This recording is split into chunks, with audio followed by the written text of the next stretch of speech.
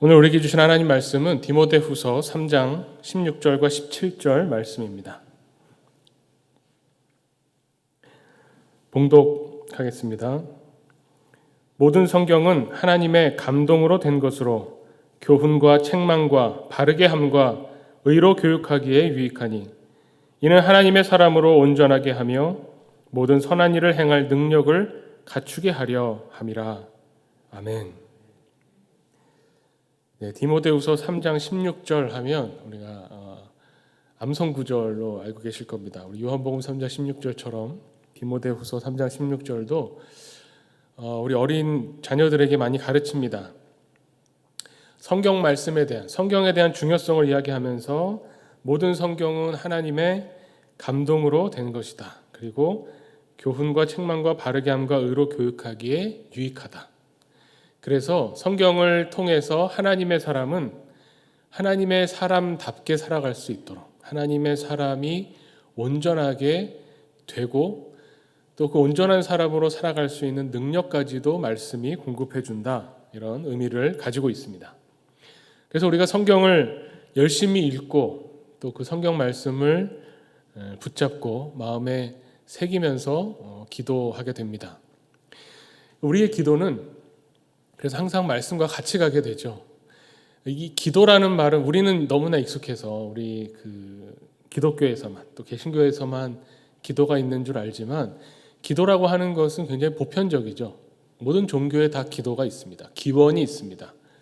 어딘가에 마음을 모아서 집중해서 정성스럽게 비는 것, 나의 소원을 이루어달라고 비는 이 기도는 모든 종교에 있지만 우리 기독교는 그냥 기도라고 이렇게 덩그러니 앞뒤 다 없이 그냥 기도만 딱 놓고 기도라고 말하지 않습니다. 우리의 기도는 말씀이 포함되어 있죠. 하나님이 우리에게 원하시는 뜻이 무엇인가를 우리가 듣고 깨달을 때에 그 말씀을 가지고 기도하는 겁니다. 그렇게 기도할 때에 우리의 기도는 또한 감사와 찬양이 되죠. 이것이 다 이렇게 얼기설기 엮여 있고 함께 포함하고 있는 큰 개념으로 기도라는 것을 볼 수 있을 겁니다. 그렇다면 이 말씀을 통해서 우리가 하나님의 사람이 어떤 사람인가를 알 수 있다라고 하는 것은 어떻게 보면 내가 어떤 존재인가를 알기 위해 성경을 본다기보다는 하나님과의 관계 속에서 내가 어떤 존재인가 이걸 보는 거죠. 제가 성경 말씀을 가지고 말씀을 전하면서 계속 말씀드립니다. 성경 말씀에서 우리가 읽어야 할 것은 무엇인가? 하나님은 어떤 분이신가? 근데 거기서 그치는 것이 아니고요. 하나님이 어떤 분이신가를 성경을 통해서 깨닫게 되면 그 하나님이 나를 사랑하시는구나. 나와의 하나님의 관계가 맺어집니다. 하나님은 우리를 창조하셨기 때문에 우리를 사랑하지 않고는 못 배기는, 우리를 사랑할 수밖에 없다고 하는 것을 말씀을 통해서 우리에게 보여주십니다. 그리고 그 증거로 예수를 우리에게로 보내셨죠. 우리가 하나님과의 관계 속에 어떤 존재인가를 그래서 성경이 말씀해주고 있다고 하는 것. 그래서 성경을 보면 하나님이 어떤 분인가도 알 수 있지만 그 하나님이 창조하신 우리는 과연 어떤 존재인가도 알 수 있게 됩니다. 이것이 굉장히 중요합니다. 내가 어떤 존재인가를 알지 못하면 그러면 우리가 이 세상을 살 때 그냥 내 마음대로 오히려 살게 됩니다. 내가 어떤 존재인지 알아야, 그래야 내가 정말 나로서 사는 것이 무엇인가라는 것을 알 수 있게 되고 그렇게 살 수 있는 거죠. 그런 의미로 성경을 오늘 우리를 바르게 인도하고 또 의로 교육하고 이런 의미에서 성경을 보면 우리에게 주어지는 성경을 그래서 어떻게 보면 매뉴얼이라고 볼 수 있을 겁니다. 제가 군대 갔을 때 많이 들었던 말 중에 하나가 뭐냐면 대충하고 요령 부리려고 할 때마다 FM대로 해라. 이런 말을 합니다. 우리 남자 교우들은 다 아시죠? FM대로 해라가 무슨 말인가 했더니 저는 무슨 FM, AM, 라디오 주파수인 줄 알았는데 처음에는 보면 필드 매뉴얼이죠. 우리말로 하면 야전 교범입니다. 군인이 전쟁을 치르기 위해서 해야 하는 일들을 촘촘하게 이렇게 규정을 적어 놓은 겁니다. 매뉴얼이라고 하는 게 그런 겁니다. 매뉴얼을 만들었을 때는 많은 시행착오를 거쳐서 또 그 설계한 어떤 의도를 가지고 있기 때문에 매뉴얼을 제대로 알고 있어야 숙지해야 제대로 그 능력을 발휘할 수 있는 거죠. 사전적인 의미는 이렇습니다. 우리가 이제 성경을 매뉴얼이라는 측면에서 볼 때 그냥 매뉴얼만 놓고 보면 사전적으로 기계나 컴퓨터 따위의 사용 방법이나 기능을 알기 쉽게 설명한 책. 여기까지는 우리가 이해할 수 있죠. 또 종업원이 직무를 수행하는 데 있어서 필요한 작업상의 지식과 작업에 착수하고 진행해 나가는 방법에 관한 기본적인 사항을 체계적으로 정리한 지도서. 굉장히 긴데 직무를 수행하기 위해서 어떤 사람에게도 요구되는 매뉴얼이라고 하는 것이 그 사람에게 어떤 기대하는 이 일을 맡았으면 이것을 어떻게 진행시켜서 원하는 결과를 냈으면 좋겠다라고 하는 것을 쭉 적어놓은 게 매뉴얼이라는 겁니다.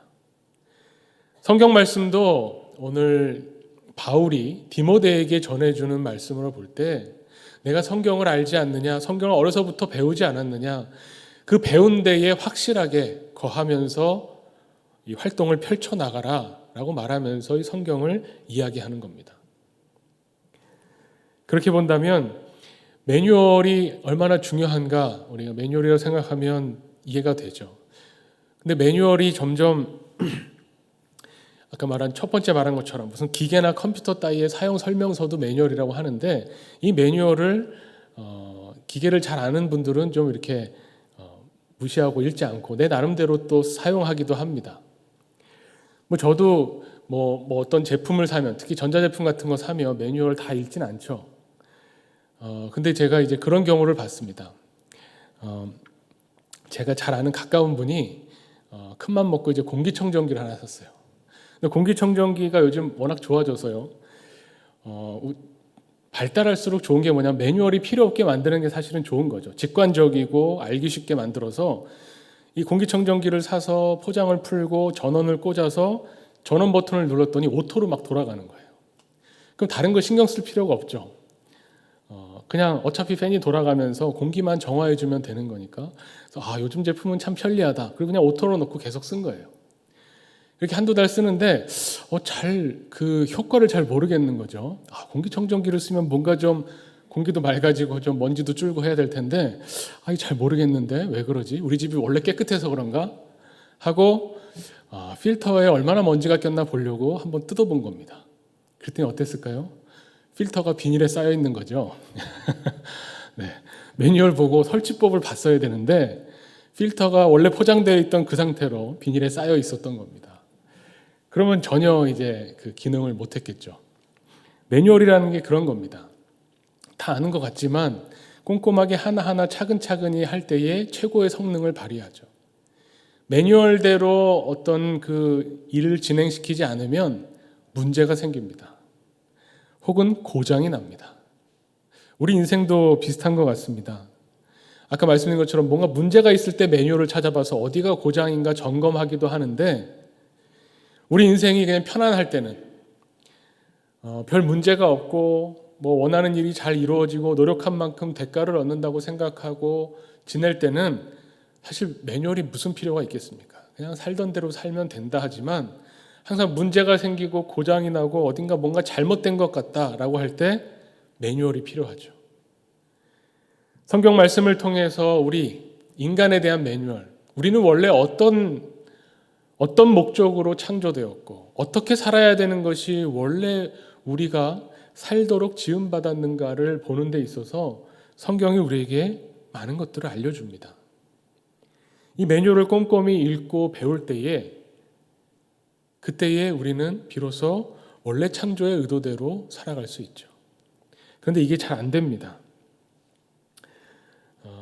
자꾸 그 매뉴얼에서 벗어나려고 하거나 아니면 매뉴얼이라고 성경을 생각할 때에 성경에 대한 지식이 많으면 성경을 많이 알고 있으면 그 기능이 저절로 작동하는 줄 압니다. 근데 매뉴얼을 읽는다는 것과 매뉴얼대로 작동시킨다는 건 좀 다른 거죠. 매뉴얼을 달달달 외우고 많이 읽고 쓰기 전에 맨날 읽어도 문제는 그 매뉴얼대로 사용을 해야 제대로 이 기능을, 능력을 발휘할 수가 있는 거죠. 성경을 그냥 많이 알고 있다, 외우고 있다라고 하는 것으로는 부족할 겁니다. 왜냐하면 성경 내용으로 보면 그냥 글자를 읽으면 하나님께서 처음에 아브라함을 부르셔서 믿음의 조상으로 삼으시면서 약속하셨던 것이 무엇이냐면 복 주시는 겁니다. 내가 너를 복의 근원으로 삼겠다. 너를 통해서 모든 사람들에게 내가 복을 베풀겠다. 그리고 너의 자손들을 저 하늘의 별처럼 많도록, 그 말은 뭐냐면 하나님을 경배하고 하나님으로부터 복받은 사람들이 많도록 하겠다고 말씀하셨는데, 그런데 이 매뉴얼을 그냥 글자 그대로만 보면 우리는 그럼 하나님으로부터 복을 구하고 하나님이 주시겠다고 하는 이 복을 받아 누리면 되는구나. 여기까지만 알면 기독교 신앙은 그냥 기복 신앙에서 멈추게 됩니다. 기복 신앙이 틀린 게 아닙니다. 포함되어 있습니다. 그런데 기복이 전부라고 생각하면 매뉴얼을 앞에 한 장만 읽고 뒷장은 안 읽는 거나 마찬가지죠. 기복이라고 하는 것은 말 그대로 복을 구하는 겁니다. 우리는 하나님으로부터 복을 받아야 되는 존재입니다. 왜냐하면 그렇게 만들어졌습니다. 하나님이 우리를 처음 창조하시고 나서, 사람을 창조하시고 아담을 창조하시고 나서 하나님이 보시기에 좋았다고 말씀하십니다. 그리고 복을 주셨습니다. 우리가 살아갈 수 있도록 우리가 살아가는 데 필요한 모든 것들을 하나님이 공급해 주십니다. 그런데 이것을 받는 것에서 그치면, 받기만 하고 우리는 복 받는 존재야, 받기만 하고 여기서 멈추면 문제가 생기죠. 하나님이 아브라함에게 약속하신 것처럼 복으로 삼겠다, 복의 근원이 되게 하겠다라고 하시면서 이 복이 흘러가도록 만드셨다는 겁니다. 하나님이 우리에게 주시는 복은 우리에게서 멈춰 있거나 정체되면 안 되고, 우리로부터 하나님이 우리에게 복을 주시고 그 복이 우리로부터 또 흘러가야 됩니다. 매뉴얼의 뒷장까지 다 읽어봐야 되죠. 구약에 이어서 나오는 신약을 보면, 그래서 예수 그리스도를 통해서 하나님이 우리에게 무엇을 원하시는지, 우리가 어떻게 살아야 되는지를 보여주시는 겁니다. 기복을 넘어서 기복 이후에 예수님께서 보여주시는 십자가가 우리 신앙 안에 필요한 거죠. 예수님께서는 이 십자가를 통해서 당신의 생명을 나누셨습니다. 우리의 죄를 대신 짊어지시고 우리에게 죄 대신에 이제 생명을 주시고자, 이 생명을 나누고자 하셨다는 겁니다. 그것이 예수님이 이 땅에 오신 의미죠. 예수님이 많은 기적을 베풀어 주셨습니다. 성경을 문자 그대로 보면 예수님의 기적이 나옵니다. 이런 기적이 나에게도 일어나면 좋겠다. 특히 복음서에 모두 기록되어 있는 오병이어 기적을 보면요, 예수님께서 그냥 말 그대로 보리떡 5개와 물고기 2마리로 5,000명을 먹이셨습니다. 예수님에게로 가면 배가 고프지 않는구나, 예수님에게로 가면 먹을 것이 생기는구나, 거기서 그치면 기복에서 끝나는 겁니다. 거기서 이 매뉴얼이 설명하고 있는 더 깊은 의미를 찾아야죠. 예수님이 오병이어 기적을 일으키신 이유는 이 기적을 보여주시기 위해서가 아니라 예수님이 어떤 분이신가, 예수님을 믿으면 어떻게 되는가를 알려주시기 위함이었죠. 예수님을 믿으면 결핍이 없어지는 겁니다. 배고프지 않는 겁니다. 더 이상 배고픔과 굶주림 속에서 우리가 죽음으로 향해 달려가던 우리가 예수 그리스도를 만나고 예수 그리스도가 나누어주는 이 떡을 먹음으로 다시는 배고프지 않게 되는, 영생을 얻게 되는 역사가 있다는 겁니다. 그래서 예수님은 어떤 분인가, 하늘에서 내려온 생명의 떡이라는 것을 성경이 우리에게 증언합니다. 예수님이야말로 우리에게 오신 생명의 떡이다. 우리가 이 떡을 먹으면 하늘에서 내려오는 이 생명을 누리게 된다. 이 의미까지 파고들어서 이 의미대로 살아야 되는데, 그러면 이제 받기만 하는 게 아니죠. 예수님이 제자들에게 뭐라고 말씀하십니까? 떡을 떼어 주시면서 이것을 사람들에게 나누라고 하셨습니다. 오병이어에서 제자들의 역할은 분명합니다. 예수님이 떼어주시는 이 떡, 하늘을 우러러 축사하시고 떼어주신 이 떡을 받아서 사람들에게 나누어 줬습니다. 그랬더니 5,000명이나 되는, 남자만 5,000명이나 되는 사람들이 그 받아 먹은 떡으로 배부르고도 남았다는 겁니다. 하나님의 사람으로 산다는 것은 여기까지 가야 된다는 거죠. 우리가 받은 복을 나누어 줄 때에 예수 그리스도께서 본을 보여주신 것처럼 예수님께서 우리를 사랑하셔서 십자가를 지셨고 우리를 살리기 위해서 십자가를 지신 것처럼 우리도 사랑을 나누고 생명을 나눠야 된다는 것까지, 거기까지 알아야 된다는 겁니다. 그래서 오늘 디모데후서의 말씀에도 우리가 16절부터 읽었지만 14절과 15절에 이렇게 말씀합니다. 너는 배우고 확신한 일에 거하라. 너는 내가 누구에게 배운 것을 알며 또 어려서부터 성경을 알았나니 성경은 능히 너로 하여금 그리스도 예수 안에 있는 믿음으로 말미암아 구원에 이르는 지혜가 있게 하느니라. 성경을 왜 알아야 되느냐? 성경이 어떻게 우리를 바르게 인도하는가? 구원에 이르는 지혜가 담겨 있기 때문에 그렇다는 겁니다.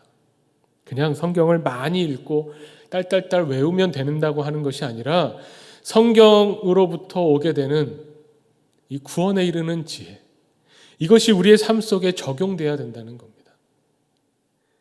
그냥 매뉴얼로 읽고 우리는 원래 이런 존재야 알고는 있지만 나는 살아갈 때 내 마음대로, 내 마음이 가는 대로, 내가 편한 대로, 오늘 나에게 그냥 주어진 대로 살겠다라고 하면 매뉴얼과는 상관없이 살게 되는 거죠.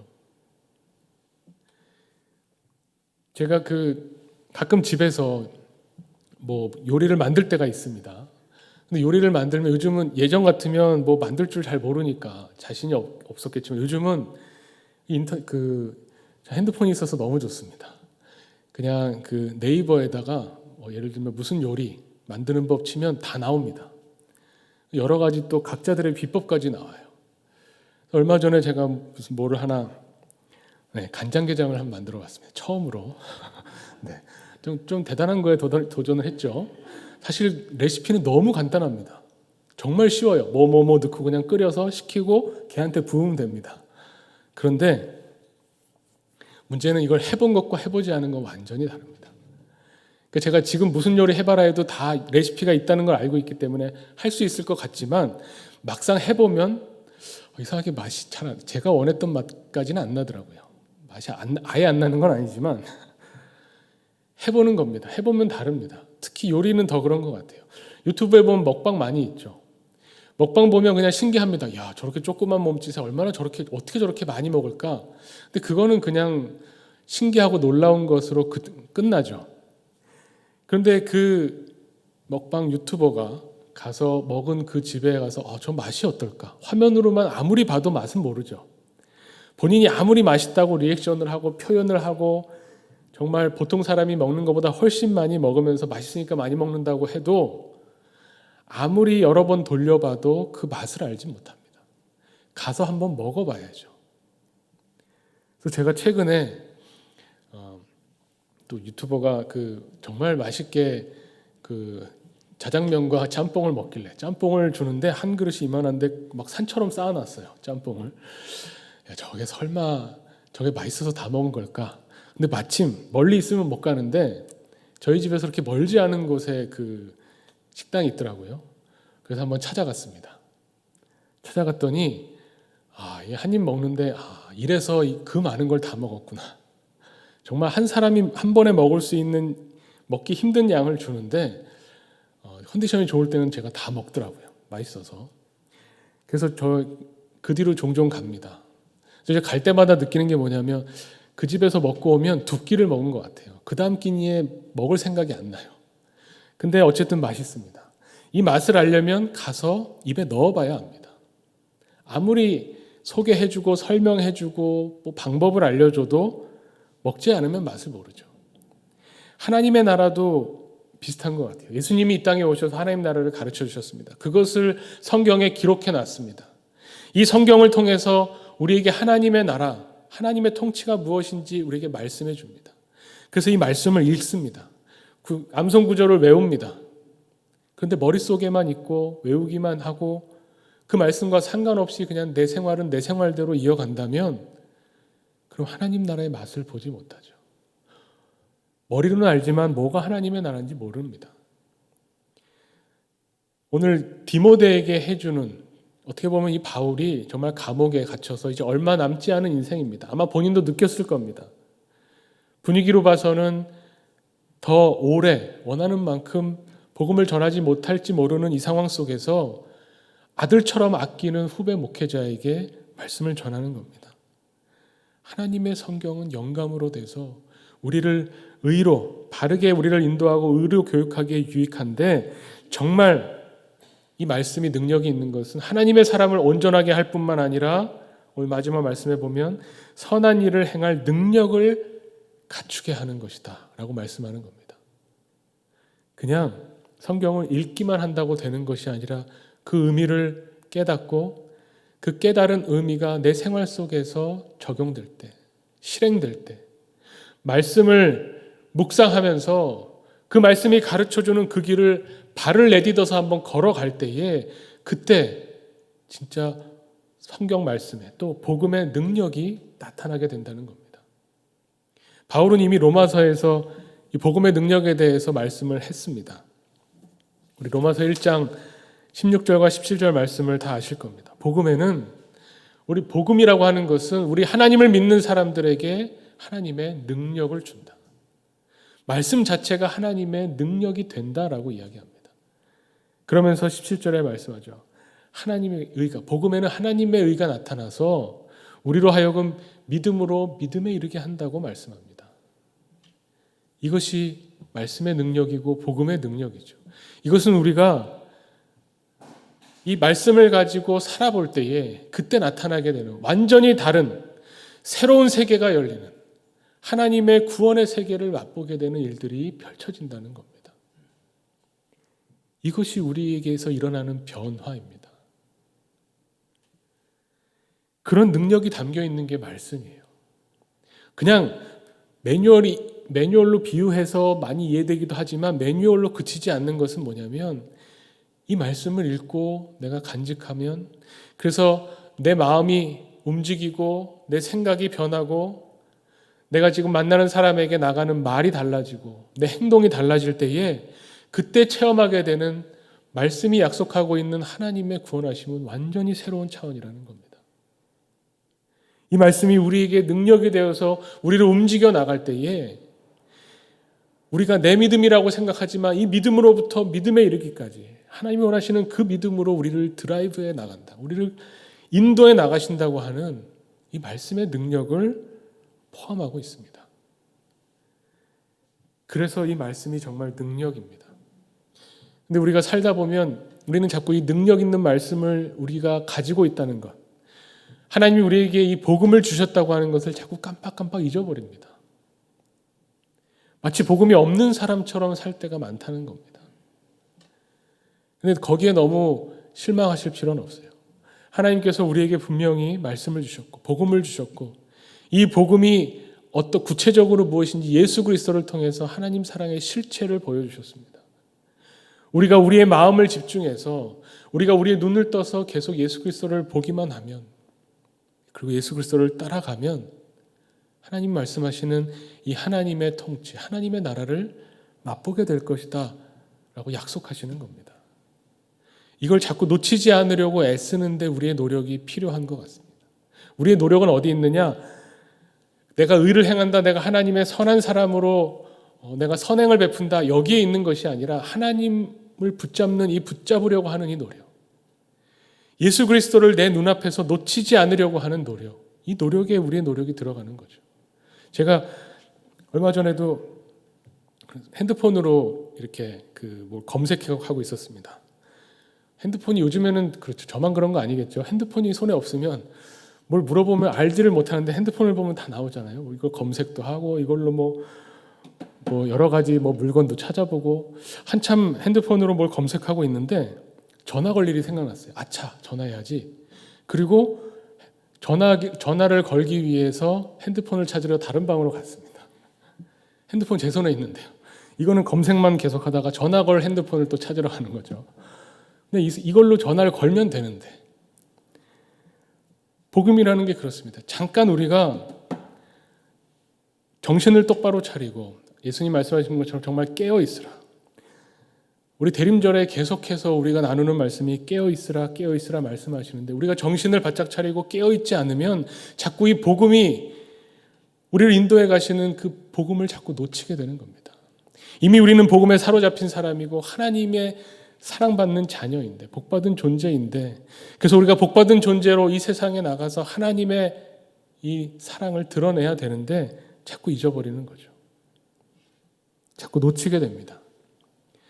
그럴 때마다 성경을 다시 읽습니다. 우리 얼마 전에 좀 전에 읽었지만 우리 바디메오 이야기도 보면 결국 예수님께서 앞을 보지 못하는 바디메오를 만났을 때에 그때 단순히 바디메오가 앞을 보지 못하다가 앞을 보게 돼서 기적이다, 예수님 만나면 좋은 일이 생긴다, 이것이 아니라 정말 봐야 될 것이 무엇인가를 보게 해주시는 예수님에 관한 이야기를 우리가 읽고 듣는 겁니다. 예수님 옆에 붙어 있으면서 예수님을 제대로 보지 못했던 제자들과 다르게 바디메오는 예수님께 보기를 원한다고 했죠.